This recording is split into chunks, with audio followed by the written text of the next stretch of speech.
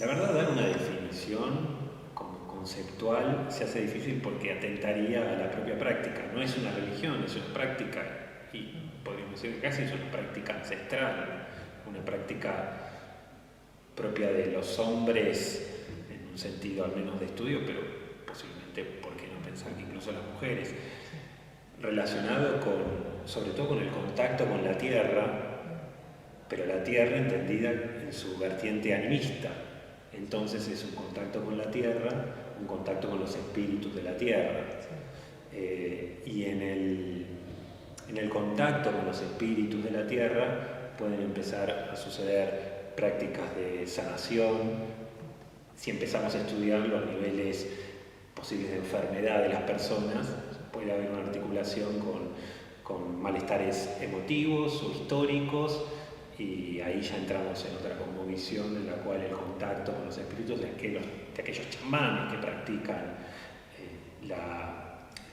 esta práctica, ¿no? Se entiende como que el chamán es el portador del saber. De hecho, el chamán es el que sabe en el idioma tunguz de los Evenquis de Siberia, que de ahí sale la palabra chamán.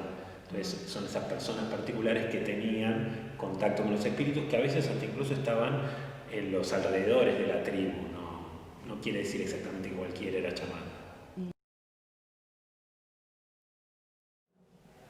Bueno, está la sesión con tambor, es una posible, que da el acceso a las otras dimensiones. La sesión con plantas maestras es otra sesión posible que habilita el contacto con lo sagrado. Los bailes posiblemente también, bailes que llaman a la fatiga, de extensión de horarios, de forma ardua, no un baile de discoteca para generar un entretenimiento, sino bailes, todo lo que estoy contando dentro de los parámetros de la ceremonia. Una ceremonia. Sí, todo está encauzado en una línea sagrada.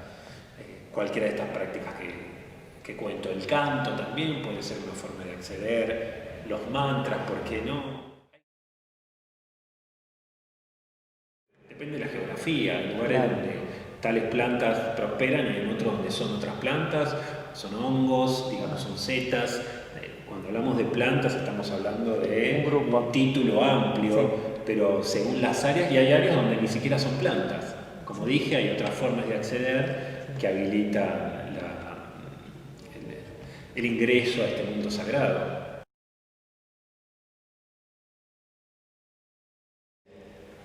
A mí particularmente, cómo me inicié con este estudio, cómo me aventuré, es porque en la facultad de comunicación social es muy intelectual, muy racional, muy conceptual, muy abstracto, y lo religioso también quedaba muy ya descolorido.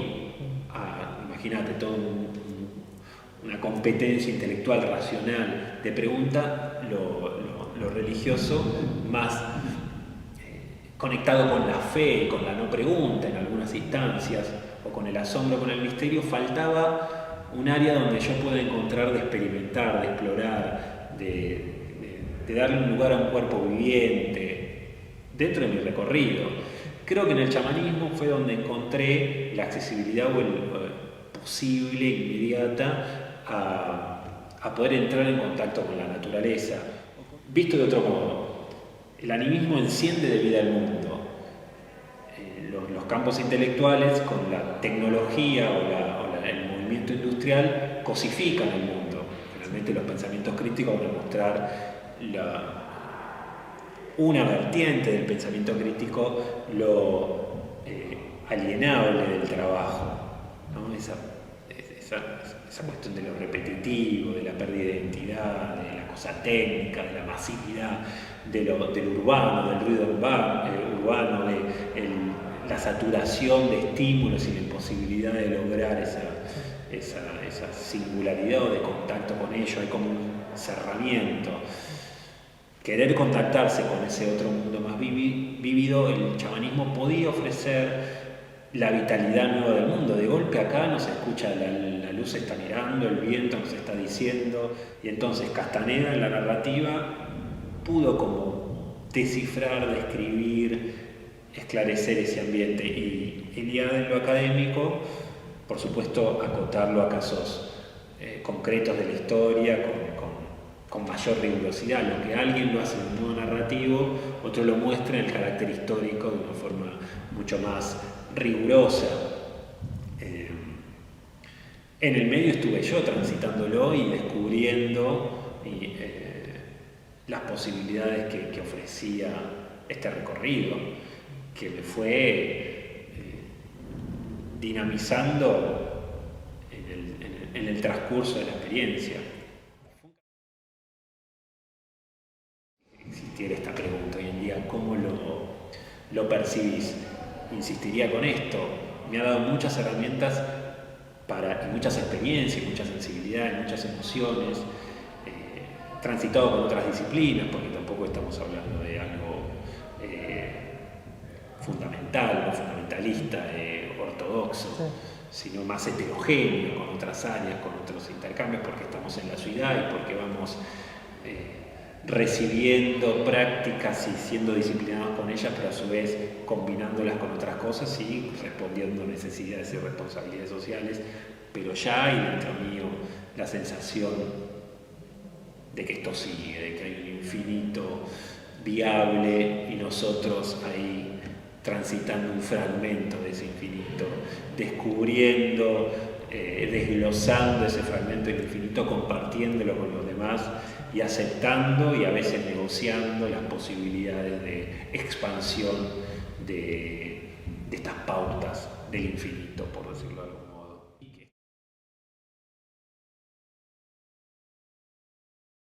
Y que estar expuesto a la belleza, estar expuesto a la naturaleza. Una cosa es observar la naturaleza, otra cosa es estar expuesto a la naturaleza. Y estar expuesto a la naturaleza es dejar que circule aquella información que transita no exactamente de mi cabeza y de mi codificación y de mi asimilación. En el campo de la enunciación es una disposición abierta. Y eso habilita nuevas formas de mirar las cosas, nueva información y nuevas formas de reacción y nuevas formas de aprendizaje. Y otra vez vuelvo a lo que había dicho antes, que de a poco va construyendo la estructura emotiva e intelectual que voy asimilando, que fui construyendo y que hoy en día hace que pueda definir o describir por lo menos mi pasaje.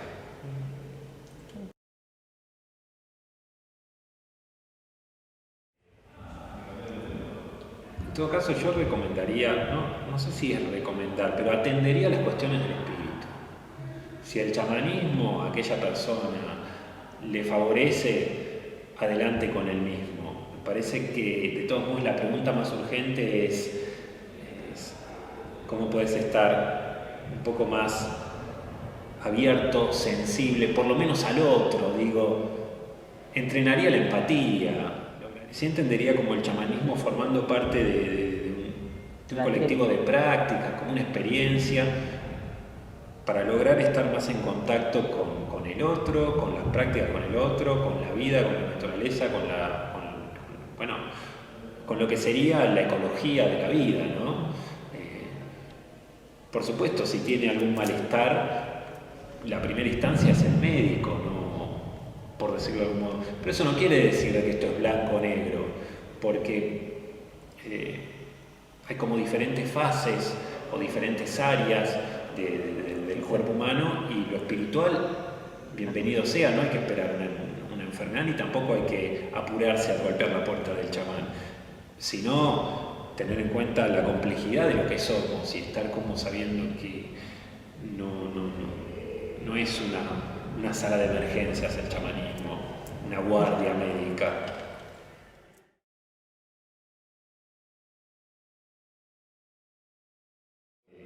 A un chamán se le acercan de la comunidad porque hay un enfermo y insisten en que lo cure, y el Kogi, el Mamo, se entiende en esas áreas, porque chamán es una palabra que hemos dicho, o que vuelvo a repetir, se termina de ahí anclar un concepto de no es sacerdote,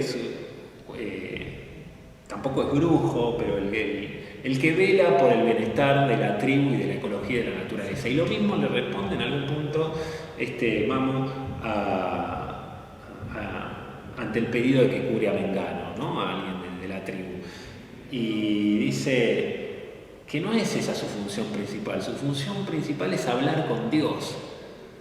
Y hablar con Dios, ¿qué es? Y bueno, es estar atento a las cuestiones de la naturaleza, la ecología, no a las necesidades individuales, que lo puede hacer, pero no asociemos todas estas prácticas a necesidades médicas. Forma parte, pero es quedarnos cortos, es quedarnos limitando o reduciendo la experiencia que hace que en realidad estemos más abiertos hacia nuevas dimensiones que curando heridas para luego seguir con nuestra vida como si nada hubiera pasado, diferenciando simplemente cuál técnica utilizamos.